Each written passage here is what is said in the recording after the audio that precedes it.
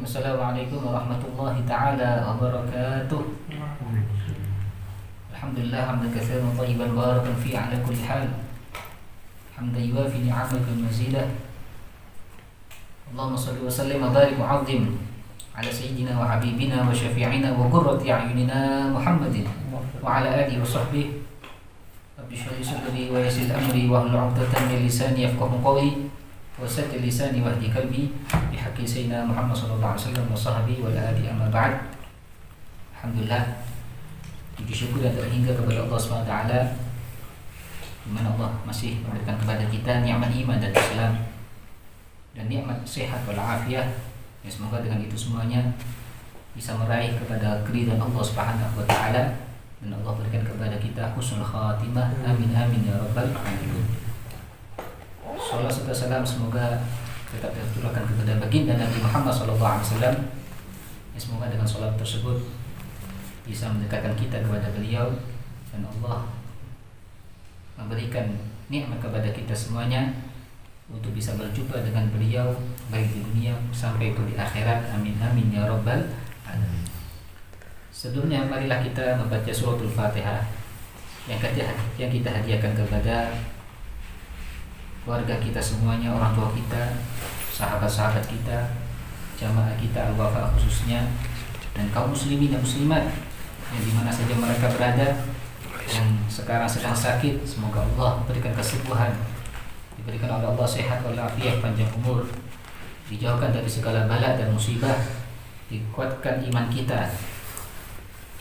Ala hadiniyah wal ulil salihah wa nallahi maradana wa rawadina man tauladina مرضى مشيخنا مرضى تلامذتنا وتلميذاتنا مرضى جميع المسلمين والمسلمات والمؤمنين الله يشفينا ويشفيهم شفاء عاجلا شفاء من سقما ولا أمن أن الله يرزقنا وإياهم صحة والعافية والعافية وطول العمر وفي طاعة الله ورسوله أن الله يسلمنا ويسلم زوجنا وأهلنا وأولادنا وأقرباءنا وأحبابنا وشيخنا وتلامذتنا وتلميذاتنا جميع المسلمين من الآفات والآهات والبليات والمصائب الدنيوية والأخروية أن الله يسلمنا من الفتن ما ظهر منها وما بطن.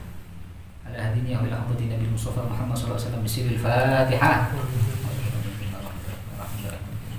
Ya kan abdi jaga sayyidina sallallahu mustaqim sallallahu alaihi wa alihi wa sahbihi Rabbi firli wa walidayya wa amin. Marilah kita bersama-sama membaca doa sebagaimana yang telah diajarkan oleh Imam Al-Qutub Al-Habib Abdullah bin Ala bin Haddad dalam niat kita belajar. Bismillahirrahmanirrahim. Nawaitu ta'alluma wa ta'lima wa tadhakkura wa tadhkira wa naf'a wal intifa'a wal ifadata wal istifadata wal hatha ala tamassuki bi kitabillah wa sunnati rasulih wa syu'a 'ala al-huda wa dalalata 'ala al-khair ibtigha wajhillah wa mardatihi wa qurbihi wa thawabihi. Oleh Malik rahimahullah ta'ala wa nafa'ana bihi wa bihi amin. Kita pada malam hari ini akan membahas tentang sebuah bab yang berjudul Babul Iqrar, bab pengakuan. Secara garis besar, ya, selain pandang dari Babul Iqrar ini adalah terkadang seseorang itu seringkali membuat pengakuan atas tindakan yang dilakukan oleh dirinya sendiri atau tindakan yang dilakukan oleh orang lain, yang dengan sebab pengakuan tersebut memang kadang didasari sebuah penyesalan karena telah melakukannya, ya. Atau boleh jadi pengakuan tersebut muncul karena tekanan dari orang lain, ya. Atau ada desakan, paksaan dari orang untuk seseorang tadi membuat pengakuan akan suatu perbuatan. Oleh karena itu, bab ini dibahas supaya tidak ada atau meminimalisir adanya kerugian yang dialami oleh orang yang bersangkutan yang melakukan pengakuan atau sesuatu yang akan mengakibatkan kerugian terhadap orang lain akibat pengakuan tersebut. Oleh karena itu, ini sangat penting, apalagi di saat ini, zaman-zaman sekarang ini, kadang-kadang kita dipaksa untuk mengaku sesuatu hal, ya, yang mana pengakuan itu bisa jadi itu memang betul-betul perbuatan yang kita lakukan, ataupun kita dipaksa untuk membuat suatu perbuatan yang tidak kita lakukan, dan itu kita diperintah untuk mengakuinya. Dan ini akan kita bahas bagaimana pengakuan tersebut menurut syariat Islam, menurut kacamata fiqh. Ya. Maka dalam pengakuan itu harus memenuhi syarat dan kriterianya. Sebelumnya marilah kita memahami dulu apa definisi dari pengakuan itu. Kalau kita dalam bahasa Arab, pengakuan itu artinya adalah al-iqrar. Ya. Aqarra yuqirru iqraran. Ya. Secara bahasa adalah al-itsbatu, menetapkan atau penetapan. Secara syar'an adalah ikhbaru syakhsi bihaqqin li ghairihi alaih. Ya. Pemberitahuan dari seseorang akan suatu hak yang ada pada dirinya yang harus dilakukan atau dilaksanakan untuk orang lain. Ya. Ikhbaru syakhsi, ya, pemberitahuannya seseorang akan suatu hak yang ada, hak tersebut ya dilaksanakan atau diserahkan untuk orang lain. Maka dari sini nanti ada timbul perbedaan ya antara pengakuan ya atau penuduhan atau juga persaksian. Apa bedanya dari tiga ini? Secara hampir mirip-mirip, namun ternyata itu tidak sama satu sama lainnya. Al-iqrar yang kita bahas ini ya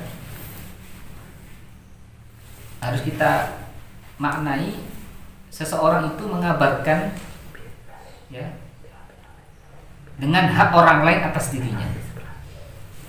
Dengan hak orang lain atas dirinya. Dia misalkan contoh ya.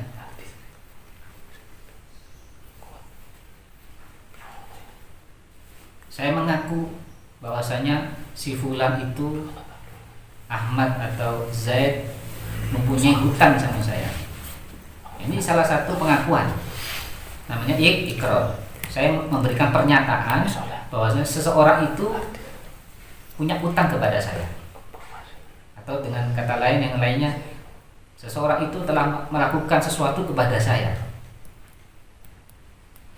Ya, ini suatu hak yang hak tadi ditujukan untuk orang lain atas dirinya. Inilah yang dinamakan iqrar. Ya, berbeda dengan ad-da'wah. Ada ad-da'wah, bukan ad-da'wah, ya, tapi ad-da'wah. Dakwah itu adalah tuduhan. Apa maksudnya tuduhan ini? Yaitu ikhbaru syakhsi bihaqqin lahu ala ghairi. Kalau tadi kan kalau iqrar bihaqqin li ghairihi alaih. Nah, kalau bahasa itu memang ribet, agak ribet ya. Nah, beda sedikit saja pemahamannya bisa jadi jauh. Kalau dakwah itu adalah pemberitahuan seseorang dengan haknya atas orang lain. Ya, dengan haknya atas orang lain. Kalau iqrar tadi kan ya dengan hak orang lain atas dirinya. Ya. Dengan hak orang lain atas dirinya.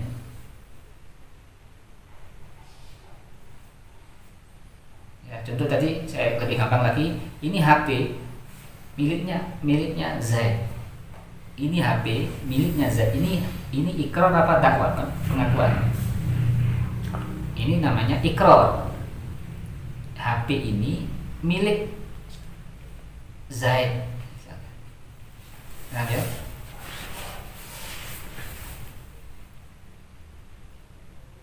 Terus kalau dakwah berbeda.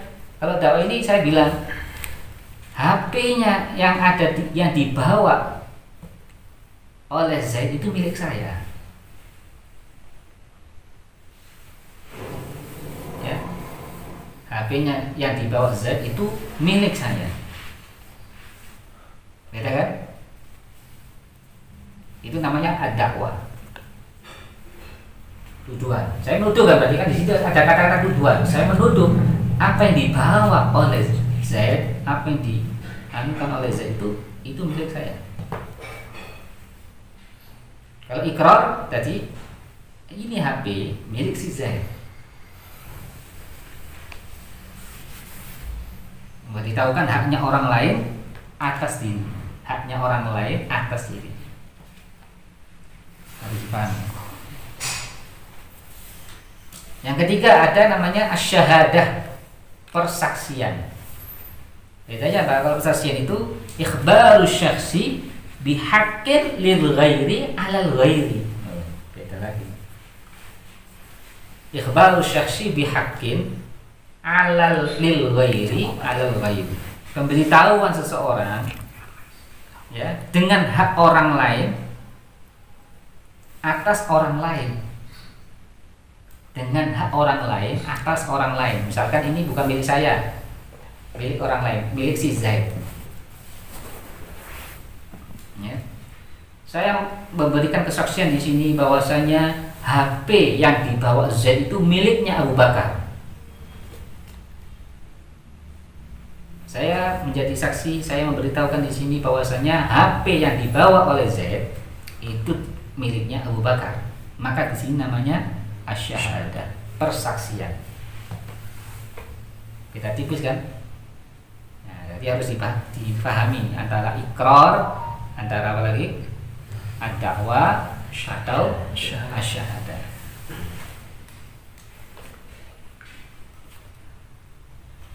Adapun dalil mengenai ikrar ini sudah disebutkan dalam Al-Qur'an, surat An-Nisa ayat 135.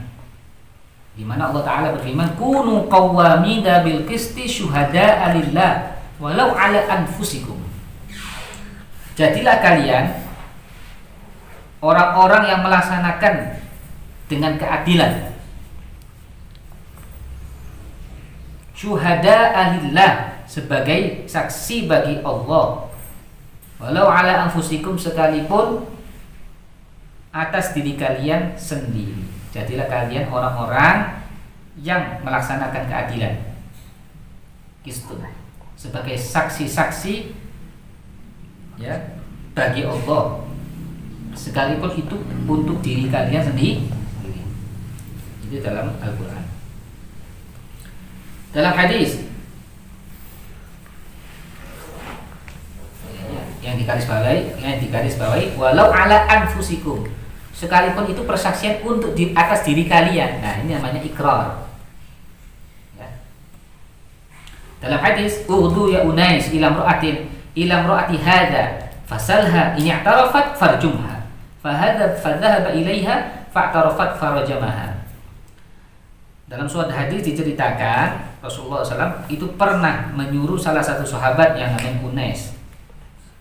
Pergilah ke wahai Unais kepada perempuan yang di tempat ini, ke tempat perempuan itu. Fasalha, kalau sudah nyampe di sana, kamu tanya kepada perempuan itu. Ya, kalau dia mengakui akan perzinahan itu, maka nanti kamu rajam dia, kamu kan jadikan apa? Laksanakan hukum rajam karena dia telah berzina. Akhirnya Unais tadi berangkat ke perempuan tadi. Ketika sampai di sana, Unais tadi bertanya, "Wahai fulan, wahai perempuan, apakah kau benar telah melakukan perzinahan?"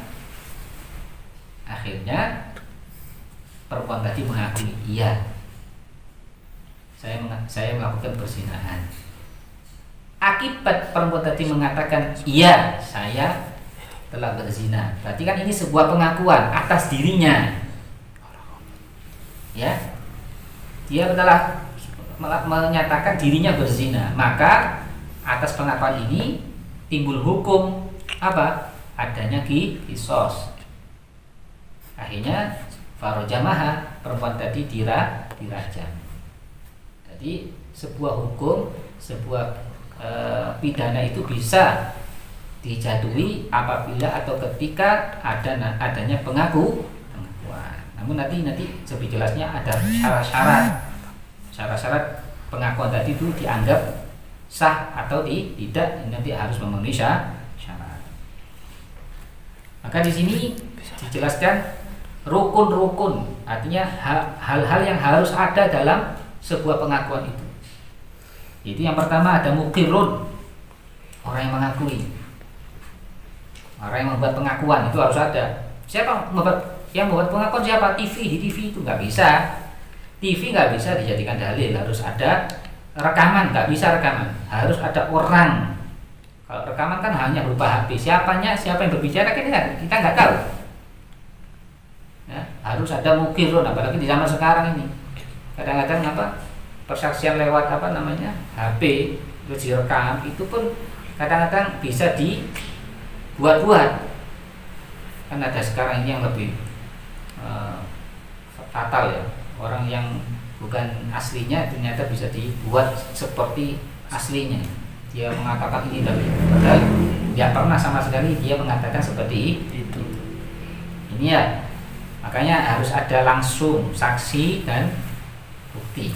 Ya, adanya mukirun, orang yang membuat pengakuan. Yang kedua harus ada mukorron lah, seseorang yang diakui. Ya, seseorang yang diakuinya mempunyai hak. Mukorron lah, misalkan itu berzina, ya ada kamu dengan berzina sama siapa? Ya si fulan itu yang berzina dengan saya. Ada yang namanya mukorron lah. Yang ketiga harus ada mukorron bih, hak yang diakui. Apa yang menjadi kasusnya apa? Yang kamu akui ini sesuatu apa? Nah, ini harus ada namanya mukorron bih. Yang terakhir harus ada sighah, ada akad, bentuk ucapan yang menunjukkan itu adalah sebuah pengakuan. Ya. Ini contoh, sekarang ada contoh ikrar. Seperti apa sih contoh ikrar itu? Contoh kalau ini ada dalam hutang, misalkan itu dalam hutang piutang, di mana ada seorang Z, namanya Z mengatakan alayya li amrin alfu dinar. Ya, saya punya utang kepada Amar. Saya punya utang. Z mengatakan saya punya utang sama Amr 1.000 atau 100.000 misalnya. 100.000. Maka ini ucapan, ya, dikatakan ikrar. Saya punya tanggungan utang 100.000 kepada Amr. Ini namanya ikrar dalam utang piutang. Ada yang seperti contoh ikrar dalam benda, barang. Misalkan contoh Z juga mengatakan pakaian ini milik si fulan, ini mobil ini milik si fulan. Ya. Ya. Atau seseorang mengatakan saya punya pakaian yang mana pakaian ini miliknya fulan, miliknya Amr atau Z. Ini namanya ikrar. Contoh dalam barang.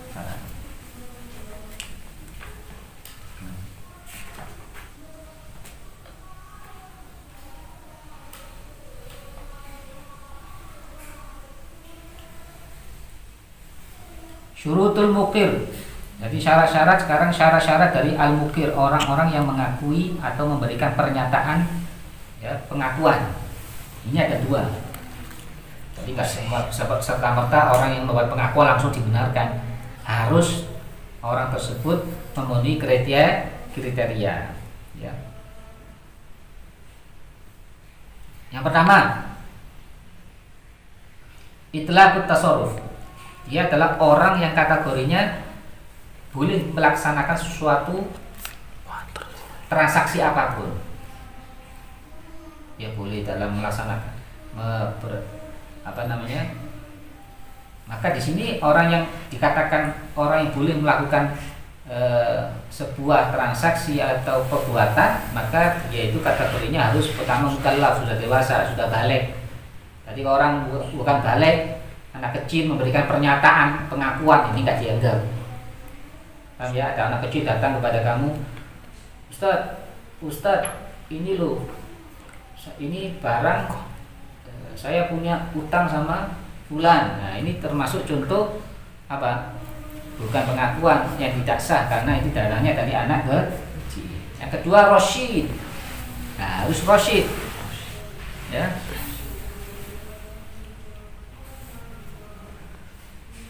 Yang dia itu katakan Rosyid adalah orang yang bisa sudah balik Rosyid, yaitu tahu cara mengatur keuangan, cara mengatur sesuatu yang punya berada di tanggung jawabnya. Ya, ini namanya Rosyid, bukan orang yang seperti idiot. Ya kan nggak bisa ngatur dirinya sendiri, nggak ngerti. Nah, maka dia tidak sah dikatakan membuat pernyataan tidak sah. Ya, artinya Rosyid itu yang bisa mendayagunakan hartanya sendiri, ya, bukan seperti anak kecil atau yang dalam kategori idiot.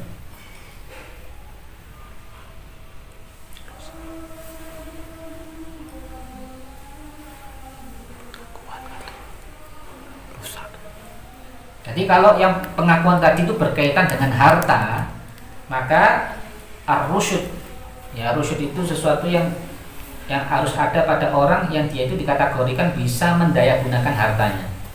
Sah, dianggap sah, bisa melakukan transaksi. Maka kalau apabila orang idiot, ya, itu mengakui akan sebuah hutang, ya enggak sah, wong idiot. Ya. Atau ada orang idiot mengaku hartanya hilang, rusak, maka ini pengakuan tidak bisa diterima. Artinya harus cari yang lain, ya. Yang kedua, syarat orang yang mengaku itu harus dalam keadaan ikhtiar. Apa ikhtiar itu? Dia tidak dipaksa. Ini yang sulit ini.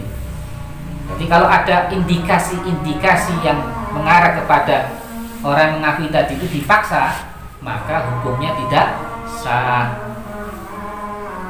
Ya, harus betul-betul pernyataan apakah kamu ini dalam pengakuan ini dipaksa atau terpaksa karena ada desakan-desakan dari pihak lain. Kalau dia menyatakan saya tidak, ini memang dari diri saya sendiri, maka ini bisa dianggap pengakuannya dianggap sah. Tapi kalau benarnya sih saya diperintah sama si fulan, saya takut, saya diancam dibunuh atau di mana, ini pernyataannya dia tidak bisa diterima.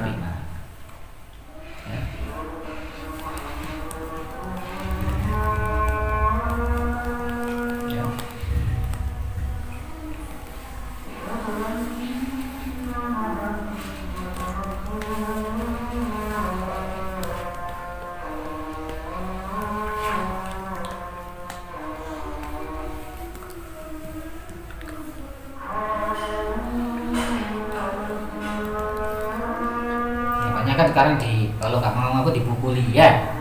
Misalkan, ayo kamu ngaku, kalau enggak saya tembak, saya pukul. Nah, ini contoh-contoh seperti ini tidak bisa dibenarkan pengakuannya. Diinterogasi dulu. Ayo kalau kamu enggak, nah ini nggak boleh. Ini hal yang seperti ini kalau kemudian dia mengaku, maka pengakuannya tidak dibenarkan dalam hukum Islam.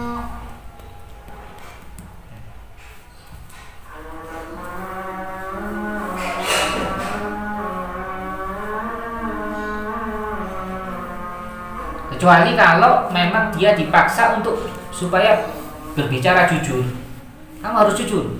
Kalau enggak kamu. Tapi kalau disuruh mengaku, ini nggak boleh. Tapi kalau disuruh jujur disuruh jujur dalam apa yang dia ucapkan, ini boleh dipaksa dan sah, nanti ikrarnya sah. Tapi kalau dia langsung, kamu harus buat pernyataan seperti ini, kalau enggak kamu harus buat pengakuan, kalau enggak kamu dipukul atau ditembak, ini nggak boleh. Ini pengakuannya ini yang tidak dianggap sah. Tapi kalau disuruh kamu harus jujur, kalau nggak jujur kamu nanti saya penjara. Nah ini nggak apa-apa, diancam seperti itu supaya dia berkata jujur, maka hukumnya boleh. Ya. Insyaallah ini yang bisa kita bahas. Insyaallah kita akan lanjutkan pada minggu depan. Ya. Semoga bisa bermanfaat dan barokah. Ada pertanyaan?